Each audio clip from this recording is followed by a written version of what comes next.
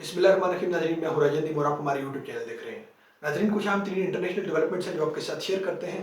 नाज़रीन, पहले एक अहम तरीन चीज़ है रूस के हवाले से। आज से 2 रोज़ कबल नाज़रीन एक खबर मीडिया के ऊपर गर्दिश करती हुई आती है। फिर जैसे ये खबर मीडिया के ऊपर आती है तो दो मुख्तलिफ तरह के तबका फ़िक्र के साथ बिलान करने वाले अफराद की दो डिफरेंट टाइप की जो उनकी ओपिनियन है वो मंजर आम के ऊपर आती है। जहाँ एक जानब एक तबका फ़िक्र के साथ बिलान करने वाले अफराद की ये ओपिनियन मंजर आम के ऊपर आती है कि ये जो हमला किया गया है ये व्लादिमीर ज़ेलेंस्की जो करंट प्रेसिडेंट हैं यूक्रेन के, उनकी जानब से किया गया है या वो इसके अंदर मुलविस है। तो दूसरी जानब दूसरे तबका फिक्र के साथ बिलोंग करने वाले अफराद की ये ओपिनियन मंजर के ऊपर आती है कि इसके अंदर जो मुलविस है, ये जो हाथ है वो बाइडन का है, वो जो बाइडन का हाथ है या अमेरिका इसके अंदर मुलविस है। अब ये चीजें बिल्कुल भी मैटर नहीं करती हैं कि कौन किसकी क्या ओपिनियन है या क्या कौन क्या राय रखता है इस हमले के मुतालिक। असल fact of the matter is that कि हमला किया किसने है, इसके अंदर जो है किसके मकासद हैं, इस हमले से फायदा किसको पहुंचा है, ये सब चीजें मैटर करती हैं। अब आपके साथ कुछ फैक्ट्स एंड विद फिगर के साथ चीजें रखेंगे। पहले थोड़ा सा आप एक पाकिस्तानी न्यूज भी देख लीजिएगा कि ये क्या कहते हैं।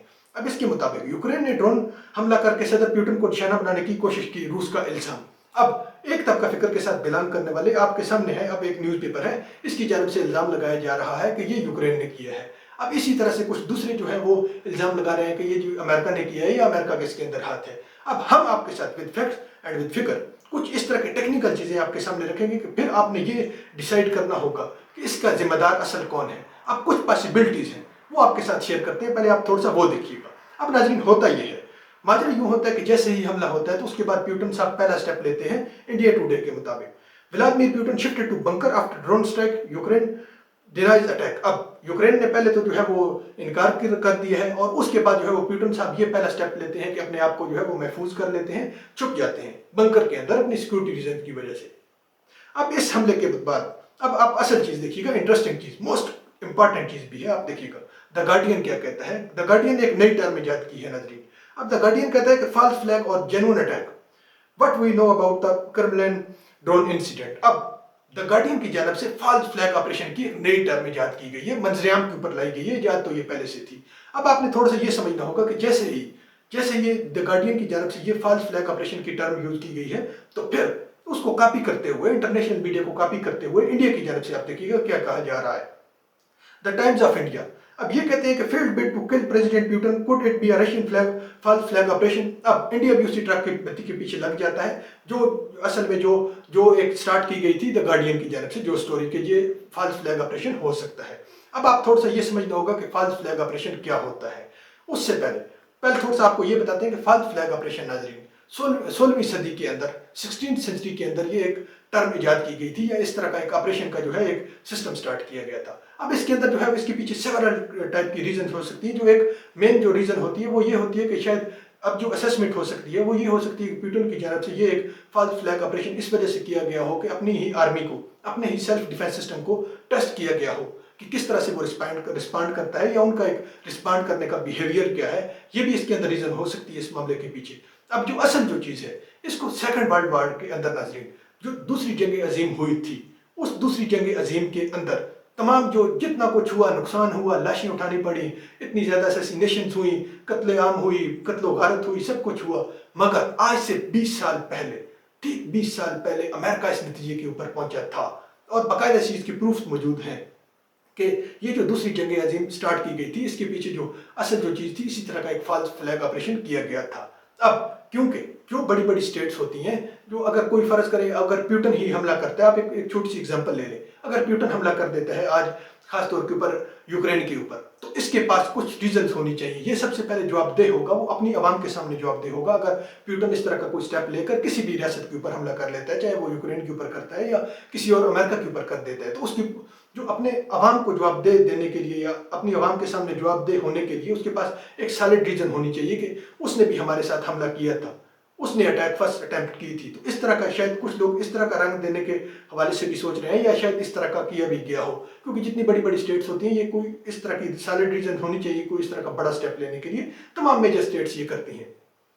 अब दूसरी चीज नाज़रीन इसके हवाले से आपने ये भी सोचनी होगी कि G20 मीटिंग होने जा रही है, G20 मीटिंग होने जा रही है इंडिया के अंदर। अब आप थोड़ा सा माइंड के अंदर जो चीजें लाइएगा कि G20 मीटिंग होने जा रही है इंडिया के अंदर, मोस्ट कंट्रोवर्शियल प्लेस के अंदर, मोस्ट कंट्रोवर्शियल प्लेस है जो IOK, इंडियन ऑक्युपाइड कश्मीर, उसके अंदर होने जा रही है। और मुख्तलिफ उसके अंदर जितने भी कंट्री हैं, खासतौर के ऊपर ज़्यादातर कंट्रीज जो है जो बशमूल चाइना और पाकिस्तान के, इनकी ये कोशिश है और ये कोशिश कर रहे हैं और काफ़ी अर्से से चाइना की जानिब से लॉबिंग भी की जा रही है कि किसी भी तरीके से इस चीज़ को रोका जाए, क्योंकि उसके अंदर जो असल जो किरदार होना था वो प्यूटन ने उधर जो है वो विजिट करना था। अब इस सब मामले के बाद जो है वो आप थोड़ा सा ये भी सोचिएगा कि किस तरह से जो है वो प्यूटन जो है वो इंडिया के अंदर आएगा, क्योंकि अगर प्यूटन आ जाता है जो G20 मीटिंग होने जा रही है, तो फिर सारे का सारा मामला जो है वो सारा जो सब कुछ जो है वो इंडिया के हक में ही जाना था। तो अब ये भी चीज़ एक पॉइंट आप अपने माइंड में रखिएगा। अब असल नाज़रीन होता क्या है, वर्ल्ड वार 3 फियर्स, एक और आप देखिएगा इंटरनेशनल न्यूज़ है, world war 3 fear, Russia threaten nuclear attack after Vladimir Putin assassination attempt. अब इसके बाद जैसे ही ये अटैक होता है नाज़रीन, तो पहला स्टेप ये लिया जाता है, पुतिन धमकी दे देता है कि वर्ल्ड वार 3 स्टार्ट होने वाली है और हम हमला करने जा रहे हैं, न्यूक्लियर हमला, एटमी हमला करने जा रहे हैं, खासतौर के ऊपर जो इसका जिम्मेदार है। पहले तो इसका जिम्मेदार ठहराया गया जो है वो इसको जो यूक्रेन का प्रेसिडेंट है व्लादिमीर ज़ेलेंस्की, फिर उसके बाद जो है वो अब जो दूसरा टारगेट के ऊपर है वो अमेरिका है। तो अब ये इस किस्म की धमकी दी जा रही है। अब एक और आप देखिएगा, अब बीबीसी इस मामले के ऊपर क्या कहता है, analysis, Kremlin drone attack is highly embarrassing for Moscow. अब इसने इस एंगल से ही देखा है। अब आप थोड़ा सा गौर कीजिएगा, अब ये इस एंगल से देख रहा है कि ये जो शायद जो फ्लैग ऑपरेशन किया गया है, जो खास तौर के ऊपर अगर पुतिन की जानब से किया गया है, तो फिर ये एम्बैरेसिंग है, हाईली एम्बैरेसिंग है रूस के लिए, क्योंकि जो रूस का अपने ही जो अलर्ट इस तरह का सेल्फ डिफेंस सिस्टम है वो इतना नाकारा है, या जो इस तरह की जो काबिल शर्मिंदगी की बात है रूस के लिए कि वो उसने टाइम के ऊपर रिस्पॉन्ड नहीं किया और उस चीज़ को अपने खासतौर के ऊपर जो मंजिल मकसूद के ऊपर उस चीज़ को पहुंचने से पहले ही उस ड्रोन को अटैक नहीं किया गया या डिटेक्ट नहीं किया गया। तो ये भी एक चीज़ हो सकती है। अब आप एक और चीज़ देखिएगा, अब इसके अंदर एक और अहम 3 चीज़ आपके सामने शेयर करते हैं। Former Israeli PM Putin promise not to kill Zelensky. अब एक जो इसराइल के पहले वाले फार्मर जो प्राइम मिनिस्टर थे, उससे पुतिन ने ये वादा किया था, ये प्रॉमिस किया था कि मैं ज़ेलेंस्की को कत्ल नहीं करूंगा, हम सब कुछ करेंगे जो भी यूक्रेन के साथ हमारी जंग होती है, मगर इसको जो है वो कत्ल नहीं करेंगे। तो अब ये भी एक पॉसिबिलिटी लाई जा रही है, क्योंकि 2 महीने पहले आप ये देखिएगा, ये फरवरी 6 2023 को एक वादा किया गया था खासतौर के ऊपर पुतिन की जानब से।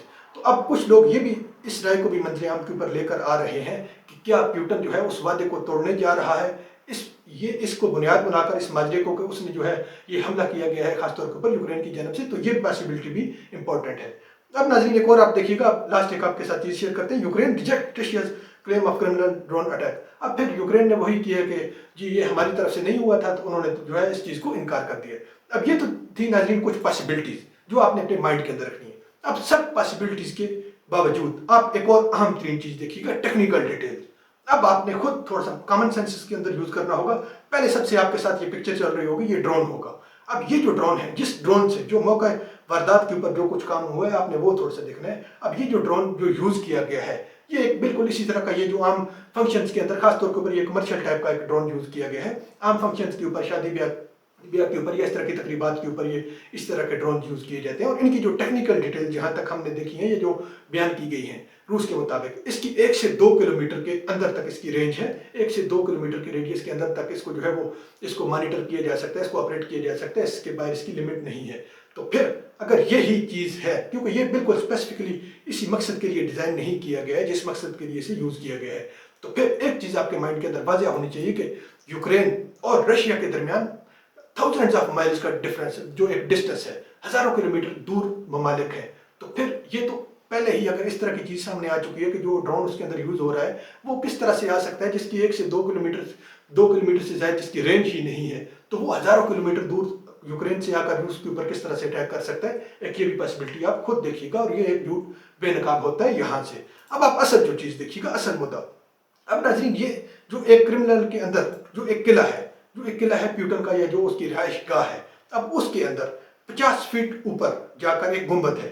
अब इस गुंबद के ऊपर एक झंडा लटका हुआ है, इस झंडे को आकर वो ड्रोन अटैक करता है। अब आप थोड़ा सा ये सोचिएगा कि अगर इस तरह की जो पुतिन को किल करने की या असैसिनेशन की पुतिन की अगर कोई थिंकिंग होती है इसके पीछे, तो वो क्या पुतिन जो है वो इस झंडे के ऊपर उसको पकड़ कर बैठा होता है हर वक्त कि आप झंडे को जो है वो आकर डिस्ट्रॉय कर देंगे और बिल्कुल नीचे उस इमारत को बिल्कुल भी नुकसान नहीं पहुंचाए।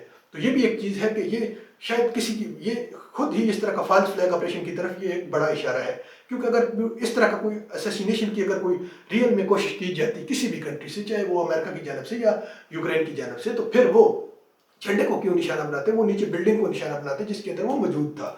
तो ये भी नाज़रीन एक अहम तरीन चीज़ है। फिर इसके बाद मुख्तलिफ तरह के आप प्रोफेशनल जो ड्रोन्स हैं वो भी आप देख लीजिएगा, इधर आपके साथ चल रही होगी पिक्चर, कि किस तरह के जो प्रोफेशनल टाइप के जो ड्रोन्स होते हैं जो इस तरह की वारदातों के अंदर या इस तरह के मामलों के अंदर यूज़ किए जाते हैं, वो स्पेसिफिकली जो डिज़ाइन है इसी चीज़ के लिए किए जाते हैं कि हज़ारों मील दूर जाकर भी अपने टारगेट को हिट करते हैं। तो ये सब चीज़ें नाज़रीन आप अपने माइंड में रखिएगा। फिर अब जो है वो आपने डिसीजन करना होगा कि इस तमाम जो पॉसिबिलिटीज़ है, जो चीज़ें या जो टेक्निकल चीज़ें हमने आपको बताई हैं, इसकी बिना के ऊपर आप क्या नतीजे निकालते हैं, ये आप खुद जो है वो फैसला कीजिए। अब नाज़रीन एक और आम तरीन चीज़ आपके साथ शेयर करते हैं अमेरिका की जानब से।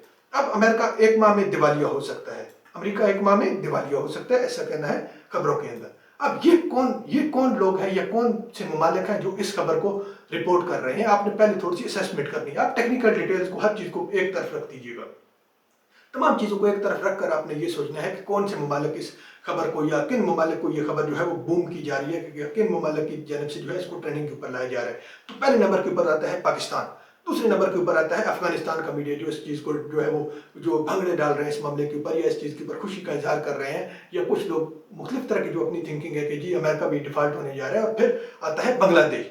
अब ये तमाम ममालिक ये सोच रहे हैं, जो पहले ही अपनी पस्ती के अंदर है, उनके अंदर जो है ये खुशी की लहर दौड़ रही है, या उनके अंदर एक सस्पेंस वाला माहौल क्रिएट हो रहा है कि ये शायद जो है वो अमेरिका डिफॉल्ट हो जाएगा, फिर अमेरिका का नामो निशान मिट जाएगा जो इतना गरूर करता था, या XYZ जो भी इसके बारे में मुख्तलिफ तरह की जो राय कायम है। अब आप असल हकीकत देखिएगा, अब इसके अंदर होता क्या है नाज़रीन। होता ये है कि BBC की आपको रिपोर्ट बता रहे हैं, सन 1960 के बाद से सियासतदानों ने कर्ज की हद में 78 बार इजाफा या तोसी नजरसानी की। अब 78 बार से ज्यादा जब से अमेरिका आज़ाद हुआ है, इन्होंने खुद एक जो है वो थ्रेशोल्ड लिमिट सेट की होती है अपनी इकानमी के ऊपर, किसी भी और मुल्क ने नहीं की हुई, शायद रूस की जानब से की गई है तो, या अमेरिका की जानब से, और कोई इस तरह की काबिल जिक्र नहीं है जो आपके साथ हम बहस कर सके जिस चीज़ के ऊपर। तो अमेरिका और रूस की जानब से, या जो इस तरह की बड़ी बड़ी स्टेट्स होती हैं, इनकी जानब से एक थ्रेशोल्ड लिमिट सेट की होती है कि इस लिमिट के ऊपर या इस लिमिट के नज़दीक हम पहुंचे हैं, या 70% या 80% इस लिमिट के हम नज़दीक पहुंचते हैं, तो फिर वो एक अलर्ट आ जाती है। फिर ये क्या करते हैं, फिर उसके बाद जो है वो एक छोटी सी लेजिस्लेशन करते हैं, कानून के अंदर तरमीम करते हैं, और इस लिमिट को थोड़ा सा ऊपर कर देते हैं।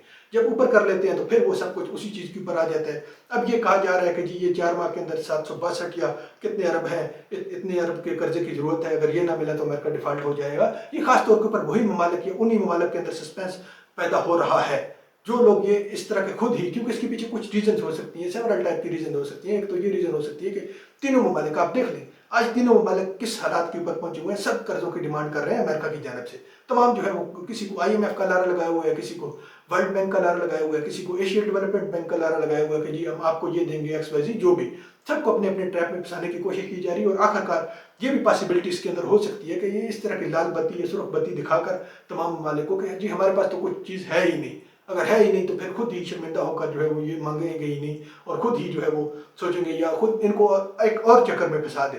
तो फिर ये चीज़ आप अपने माइंड में रखिएगा। तो ये नाज़रीन कुछ आम तीन अपडेट थी जो हमने आपके साथ शेयर की। इंशाल्लाह नेक्स्ट व्लॉग में मिलते हैं। अपना ख्याल रखिएगा और अपने चैनल का भी। अल्लाह हाफ़िज़।